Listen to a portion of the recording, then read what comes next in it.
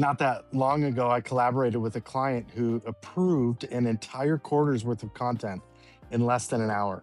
In 3 short months, his cost per lead had increased by 34%. The design was fine, but fine is exactly why it didn't work.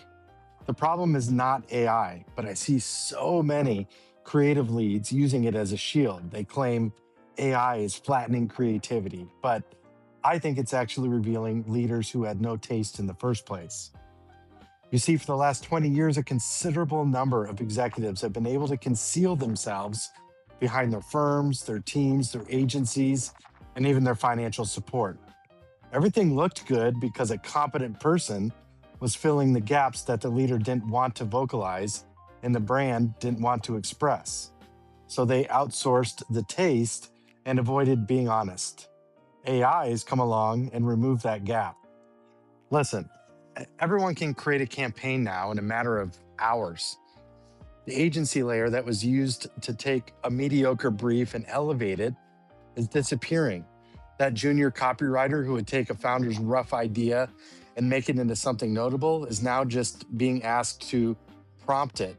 And the output is landing directly on the leader's desk, raw, for approval. That business owner, he approved every creative saying, it looks fine. His brand recall scores hadn't budged for a quarter, and his acquisition costs keep going up. Look, the AI did exactly what it was told, and the person above it didn't even know what to ask for. Taste is the ability to say no to 90 acceptable options in search of the one that's right. That skill was always valuable. It just became invisible when humans were the bottleneck in the work. AI's come along and removed the workflow bottleneck and made that lack of skill a lot more visible. Look, the best leaders in the next 5 years aren't going to be the ones generating the most content. Even HubSpot's abandoned that idea.